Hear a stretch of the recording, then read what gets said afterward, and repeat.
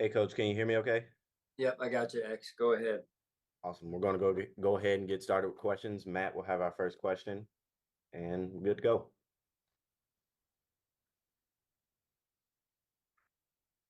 Hey, Sean, how are you? Good, Matt. How are you? I'm well, thanks. Hey, can you start with an injury update, specifically Mitch, Marquez, and then I guess Javon and Quentin also? Yeah, I'll run down the list here. Okay. That way we'll capture everyone, hopefully on the first go. All right, Mike Edwards is safety. He'll do walkthrough and individual this week, or parts of individual. The same with Cole Bishop, and the same with Nick Morrow. No change with Travis Clayton. We're targeting later this week, potentially for Casey Toohill to return. Mitch and MBS will be out multiple weeks, as well as Quentin Morris, who is currently undergoing further evaluation. Javon Solomon and Austin Johnson will be limited this week. We'll see how they do today. DeMar Hamlin with the hamstring is week to week. Lawrence Keys is improving.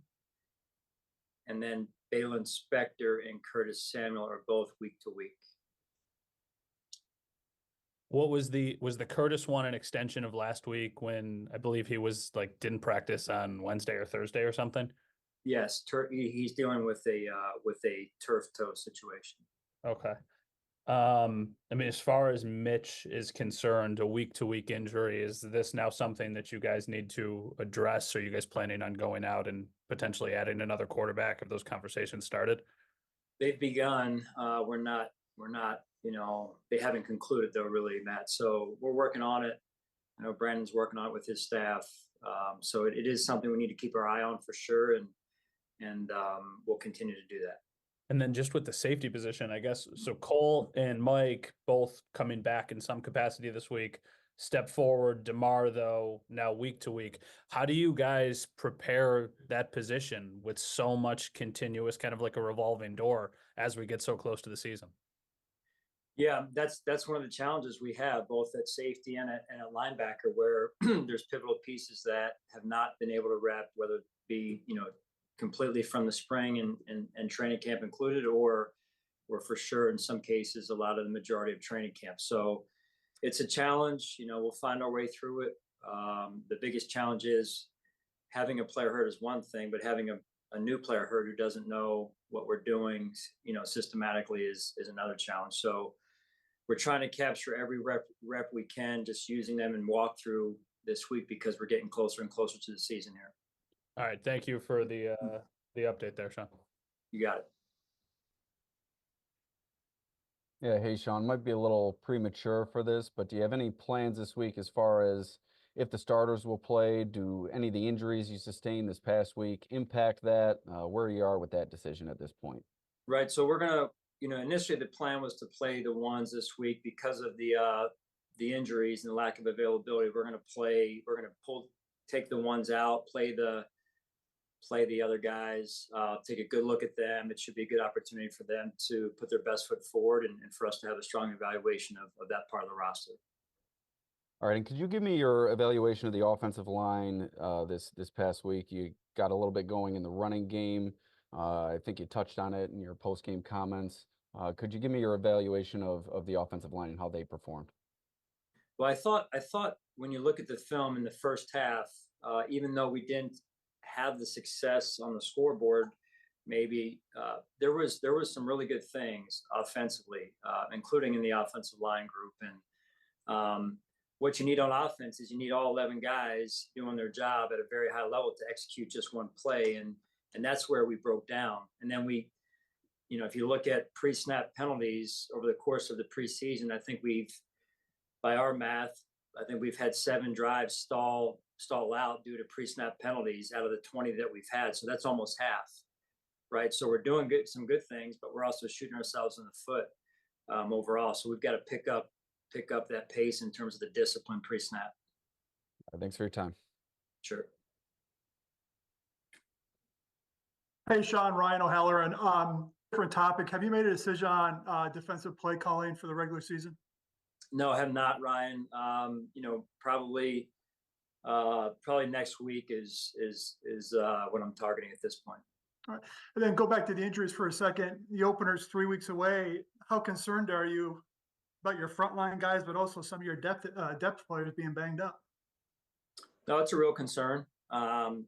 If I could change it, I would, but we can't, so we won't. And right now we've got to be solution oriented, and as coaches, we're going to try and get, like I said, those guys that can do the walkthrough. They're going to do the walkthrough today and get some of those reps. That's all we can do right now with some of those guys, and so it's better than nothing, which is where some of them were. So there is some progress in some areas. The hard part is we brought, we're starting to get some movement and some progress from a couple, but we also lost a couple in the game the other night too. So that's football, and so it's a constant communication piece for us of who's coming back, what can they do physically in practice so that they can get whatever they can get. Last thing for me, Sean, does that impact how you practice this week? Yeah, I mean, to some extent, again, like I said, we were going to play the ones this week, or a majority of the ones. And with the injuries, it's just not the best thing to do right now for the team. So we'll cut back, pivot, and then play, like I said, the 2s and 3s, and take a good look at them. And like I said, it presents an opportunity for those guys to really get a lot of plays and get some exposure, not only to offense and defense, but special teams as well. Great. Thanks, Sean. Yeah, you got it.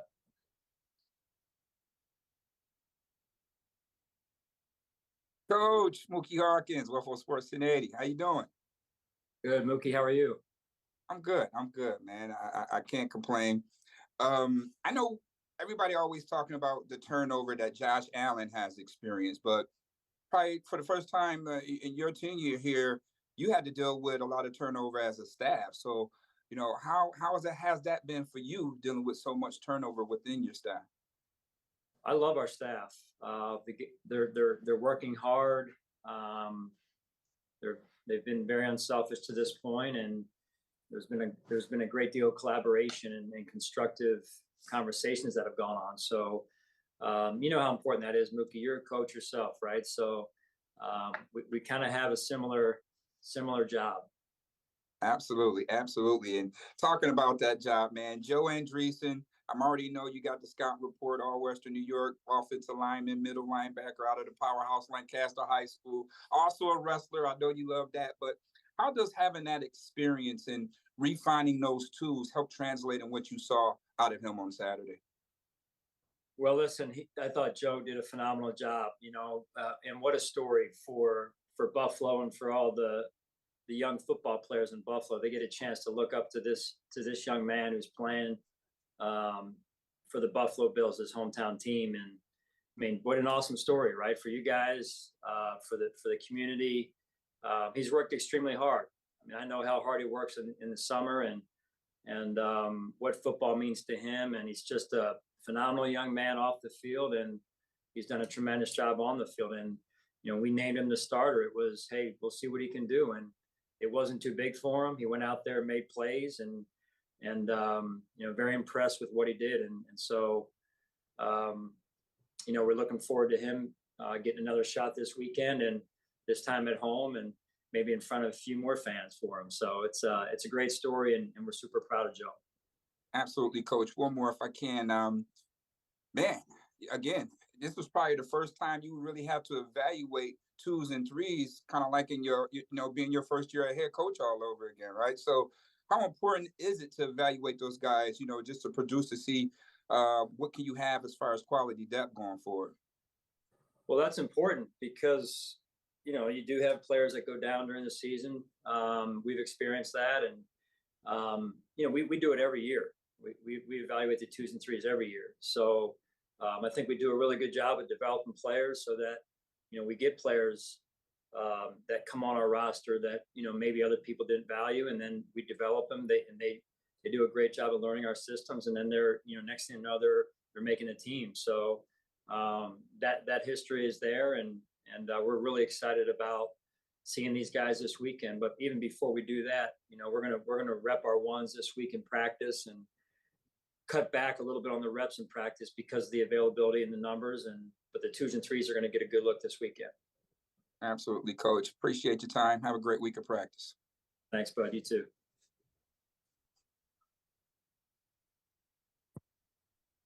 Hi, Sean. You talked a lot last week, yourself and Joe, about giving Ben DiNucci kind of a limited menu to work off of, given he was so new. Can you do kind of the same thing with a guy like Joe Andreessen, who he's been around for a couple months, but still obviously his first NFL start? Did we do that last week, you mean, Nick? Or? Yeah, for a guy like that, a middle linebacker type. Well, I mean, the game plan in preseason overall, normally it's rather streamlined to where that we can get a good evaluation on the players and in terms of allowing them to play fast and not think a lot. Having said that, though, Joe has done a good job. I mean, he was a tryout player in May, I believe, give or take, right? So, I mean, he gets he gets the chance and look what he's done with it. So we didn't really have to do anything, cut anything back for Joe. Now Ben, in fairness to him, he had only gotten here a couple of days before we left for Pittsburgh. So I thought he did a really good job as well, leadership wise, command in the huddle. Albeit we didn't throw the ball a lot, or we were able to run the football in the second half quite well there. So which was good to see, our physicality and our toughness. So, but overall, been real impressed with both those guys. You guys got Spencer Brown on the move quite a bit Saturday, and kind of something you guys did last year with him and Dion. What has that added to your running game, just involving your tackles on pulls and get them moving and using their athleticism? Well, you know what? It's a little bit different, right? A lot of people pull their guards. Some people pull their tackles. We probably pull our tackles just as much. But either way, they're athletic, and as are our guards, and so I think it presents an opportunity for us to do some things from time to time. And Coach Cromer and Coach Brady do a great job. And then Greg Rousseau is predominantly played on at left defensive end his first couple of years. He kind of moved around a little bit more, and seems like he's back there a little bit more this year. From your standpoint, what makes that a little more comfortable for him? That side, did you say? You kind of broke up. That side. Broke up again. I'll assume you're asking both sides, or just one of them, or one side. Like what makes the left side so comfortable for Greg? Well, I mean, he's been kind of raised that way, right? When we first got here, playing both sides, sometimes you have to do that, and I think really that flexibility is important. You'll meet some defensive ends that all they do is play one side, and then, I mean, how many players can you have that just play one side, right? So same thing, at different positions along in the secondary, corner in particular being one of them. So you'd rather have a player that can play both sides. Naturally, one side is going to be maybe a little bit better than the other. And so you try and pair that up as best you can with who they're in with. Thanks. Sure. Hi, Sean. With Mitch, I guess to start, what have you made of the two games that he's played? Your evaluation of what he's put on tape. Yeah, I think we've been able to move the ball at times, but not enough, and some of that really drives are stalling, or we're getting off schedule and making it really hard to move the chains or get into a rhythm because of the pre-snap penalties. So I'll start there. But overall, I think Mitch has done some really good things. And then, the other night, I'm sure there's some plays he wants back as well. And, listen, it is kind of the life of a backup in this situation, the role that he's currently in with us, to go in at a moment's notice. And in fairness to him, I only really made the call to not play Josh in pregame warmups when I saw the conditions due to the weather that had come through. So I thought there were some things he did well, and then honestly some things he wants back also. Have you ever faced anything like this before, or seen anything like this before, where your main backup dealing with potentially a couple weeks injury and being affected at the start of the season? And how will that affect your approach finding an answer at that backup spot?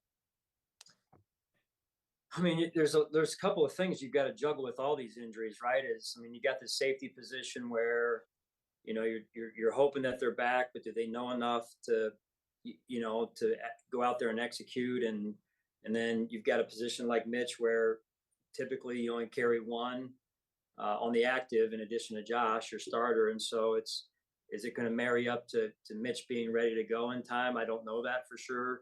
We just got to wait and see on that. And I know Mitch is as tough as they come, and he's going to work his butt off to get back for the team. So we just got to, like all these things, stay on them and communicate one day at a time here and get continual updates from Nate, our training staff. And it affects a lot of things. It affects practice. It affects the game this weekend, and it'll potentially affect the start of the season for a lot of those positions.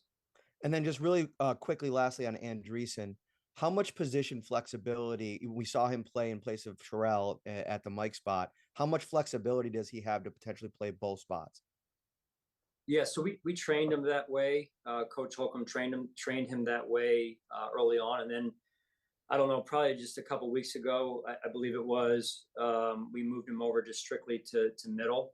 And he's really flourished there of late, as you saw the other night. So, sometimes you just can't teach instincts, right? And I know everyone wants height, weight, and speed and all that type of stuff. But dang it, man, if it isn't a football player at the end of the day is what we're looking at. We're not looking at track athletes here. We're looking at football players, and he's a football player, and I love it. Thanks, Sean. Sure. Hey, Sean, John Worrell, backing up to what you said a few minutes ago about Mitch and not knowing, just not knowing where he's going to be at the start of the season. What about Mitch and MVS and Hamlin and Curtis Samuel? Any concern that these guys may miss the start of the season, considering they're week to week, and week to week is almost where the season's at? Right. I mean, when that's when they're week to week, it becomes a concern. Now, some are more of a concern at this point, John, than others on that list that you just read. But yeah, you do get concerned. Not only that they're back on time, but that they get the necessary practice time to get up to speed on, again, what we're doing, the detail of what we're doing. So having them back is one thing in a uniform, but are they able to get the practice reps they need, leading up to the game? That's critical. So can you say who you're more concerned about when it comes to week for the start of the season? I can't go into that detail right now. Yeah. That's fair.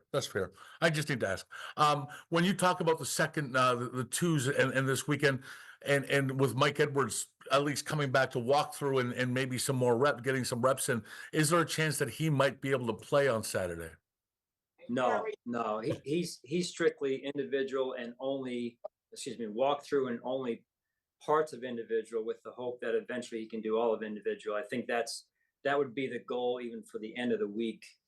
This week. So, that's the current plan for him right now. Thanks for clarifying that. And lastly, I mean, we have talked. You did talk about Mitch and how the offense is produced, but is there a concern that this team hasn't scored a touchdown yet in 2 preseason games?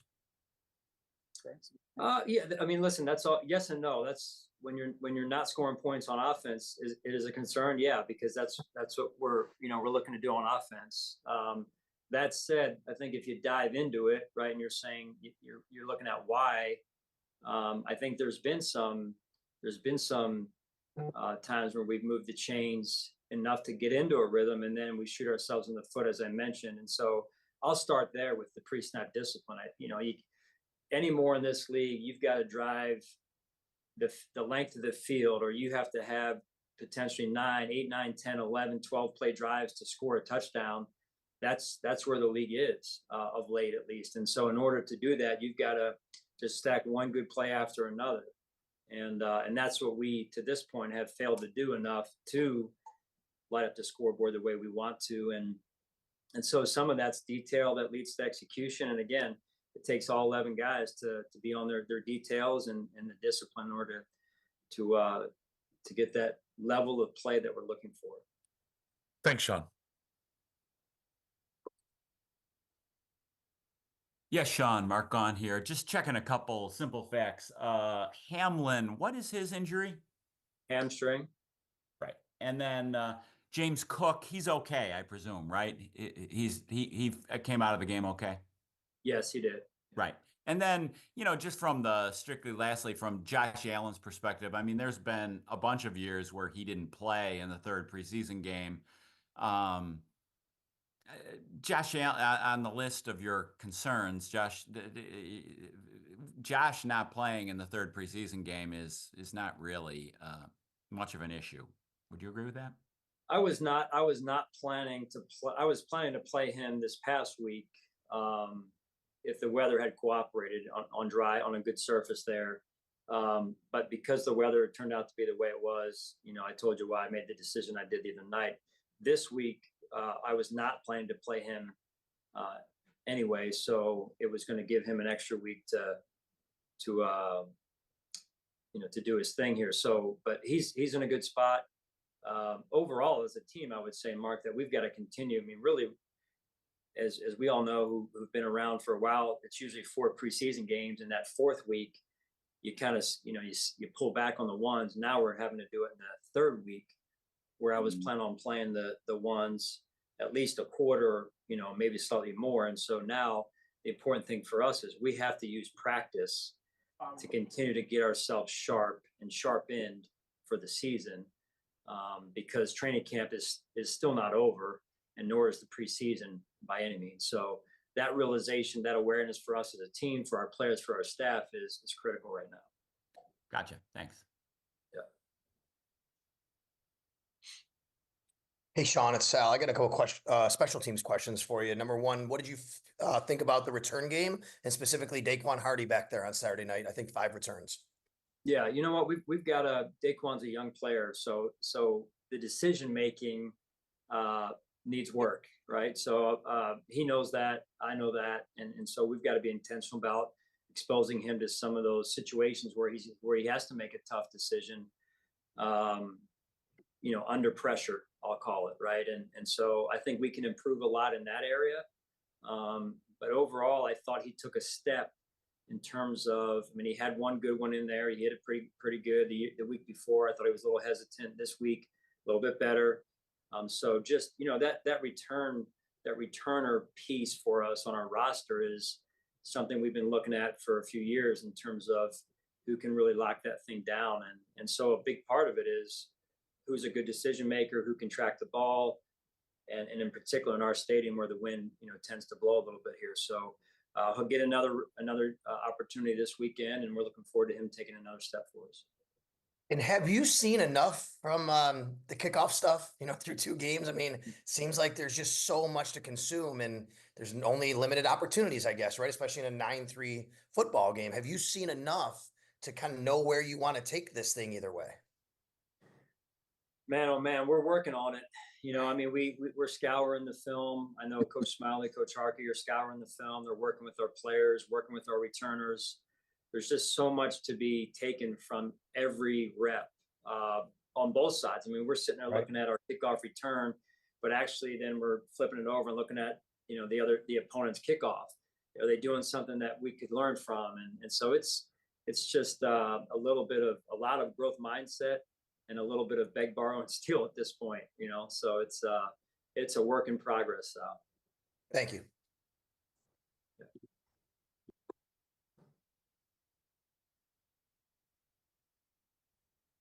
George, if that's you, I think you're on. There you go. Yeah. All right, there we go. Yes. Question for you is, how important is it now we're having 16 players that you can have on practice squad, and especially in your development? It seems like you and your staff have, since you've been in Buffalo, have been very good at developing players. And I noticed this year, it looked like Zach Davis is one of your guys that's developing quite well. How does that? Because it looked like when I looked him up, it looked like he's been with the Bills for almost 2 years now, and now he's developing into a player that now can play on. It looks like could play on a regular basis, possibly this upcoming season. How important is that expansion of the practice squad? Well, it is. It's big. You get a chance to use it in different ways. You'll have, you know, a set of young players on there that they're really only there for developmental purposes, and then you'll keep some older players on there that you need. Hey, early in the year, if we get an injury, they've got to go in, and so it's changed over the years, the complexion of it, George.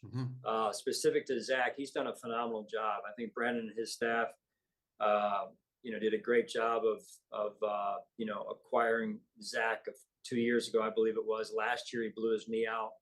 That's why one of the reasons why he didn't show up, as you're referring to him showing up this year. And then his work ethic, his everyday energy that he brings to our club, and then the work that he's put in with Coach Boris and that whole tight end group has been impressive.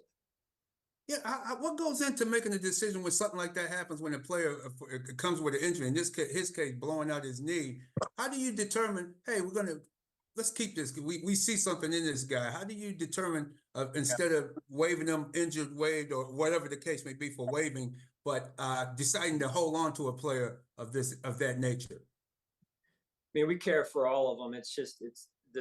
There's just so many things situationally that you go through roster wise that sometimes you can keep a guy, sometimes you can't. To your point, when a young man shows promise like he did, you try and do your best to hang on to him. Not always able, so it's almost on a case by case basis what you can do. And last question for you, Joe Andreessen, the linebacker from UB. I noticed, I always go back to what Bill Parcells always said about. He was talking about quarterbacks at the time, is 4-year starters, guys that played many reps as possible in college. That seems to transcend over. And then now going back into Joe's case, I noticed at Bryant College, he played. He had in the year there, at 1 year at Bryant College, he had 116 tackles in that season. I was like, wow, that's very impressive. And then last year he had 90 at UB. Does it tend that guys who may have played, even though it's at a smaller college, or may not be totally what they call the power conference of college football, guys that get in those reps and for a full 4 years, those guys seem to be able to transcend into the professional football a lot easier than some of these guys that come out early and come into the league?